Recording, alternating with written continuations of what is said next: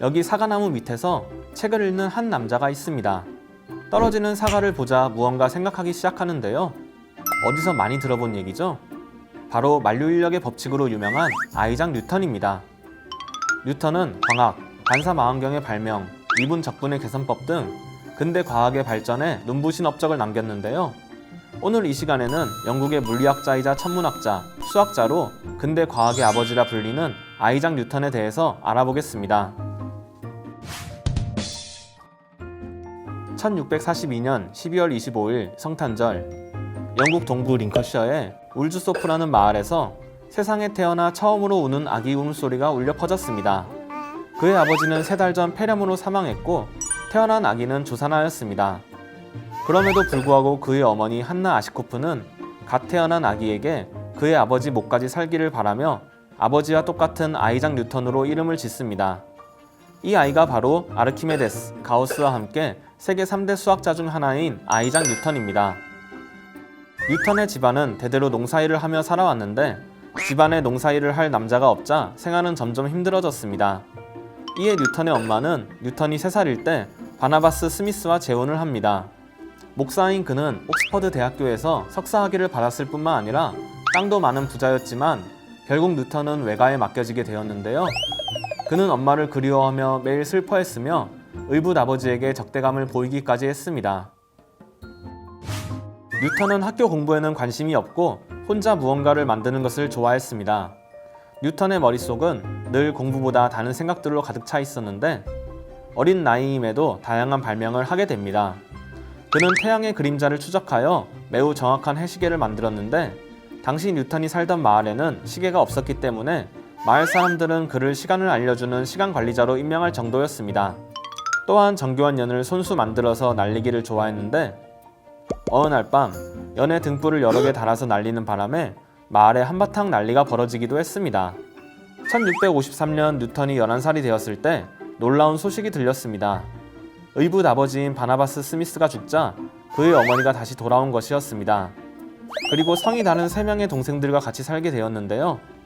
동생들만 챙기는 어머니가 마음에 안 들었지만 의붓 아버지의 책들이 마음에 드는 뉴턴은 300여 권의 책을 집어넣을 수 있는 책꽂이를 만들어 혼자만의 서재를 만들었습니다.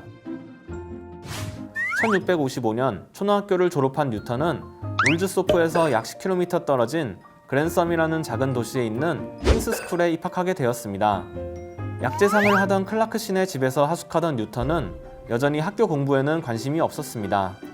학교가 끝나면 친구들과 노는 대신 집으로 돌아와 여러 가지 물건들을 만들기만 했습니다. 어느 날 뉴턴은 그동안 생각해온 것을 바탕으로 일주일에 걸쳐 물레방아를 만들었습니다. 그리고 실제 물레방아가 작동한 것을 지켜보던 뉴턴은 같은 반 학생들이 다가오는 것도 몰랐습니다. 그중 힘이 가장 센 존은 평소 뉴턴을 무시하던 아이였는데 뉴턴이 만든 물레방아를 비웃으며 돌멩이를 던져 물레방아를 부수고 말았습니다. 화가 난 뉴턴은 존을 밀어 넘어뜨리고 그 위에 올라타 주먹을 휘둘렀습니다. 존과 아이들은 그 자리에서 도망쳤고 친구들은 더 이상 뉴턴을 놀리지 않았습니다. 하지만 뉴턴은 힘으로는 이겼지만 공부는 존이 더 잘했기에 기분이 좋지 않았습니다. 이에 뉴턴은 공부로도 존에게 이기기로 결심하였고 수업에 집중하기 시작했습니다. 그러자 순식간에 뉴턴의 성적은 올랐고 선생님 또한 놀라며 뉴턴을 칭찬했습니다. 이 일로 뉴턴은 모든 일에 자신감을 가진 적극적인 학생이 되었습니다. 1661년 뉴턴은 케임브리지 트리니티 대학에 근로장학생으로 입학합니다. 케임브리지 트리니티 대학은 1546년에 세워진 오랜 역사를 자랑하는 유명한 대학이었습니다. 뉴턴은 트리니티 대학에 들어가자마자 클라크 씨의 소개로 아이작 베로 교수를 찾아갔습니다. 베로 교수는 뉴턴의 재능을 알아봐 주었고 여러 조언을 해주었는데 뉴턴 또한 이런 베로 교수를 실망시키지 않기 위해서 열심히 공부했습니다. 어려서부터 무언가를 만드는 것을 좋아했던 뉴턴은 자연스럽게 물체의 운동과 수학과의 관계에 대해 관심을 가지게 되었습니다. 그런 그를 위해 베로 교수는 갈릴레이의 2개의 과학에 관한 대화란 책을 건네주었습니다. 또한 코페르니쿠스, 케플러, 데카르트 등이 지은 책도 추천해 주었습니다. 하지만 뉴턴에게는 공부할 수 있는 시간이 많이 주어지지 않았습니다. 근로장학생이란 가난한 학생이 학교 안에서 여러 가지 일을 하는 대신 학비를 내지 않고 공부하는 학생이었습니다. 뉴턴이 근로장학생으로 입학한 이유는 그의 집이 학비를 보낼 수 있는 재정적 여건임에도 불구하고 지불하기를 거절했기 때문인데요.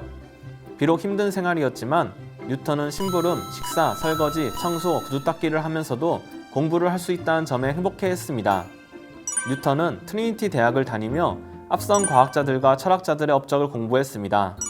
그러면서 수학을 완전히 터득하였고 물리학을 시작할 수 있는 기본 개념을 형성하기 시작했습니다.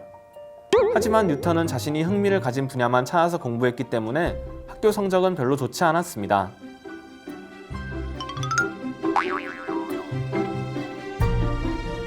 재밌게 보셨다면 구독과 좋아요 부탁드려요. 그럼 저는 앞으로도 더 재밌는 수학자 이야기와 함께 찾아오도록 하겠습니다. 안녕.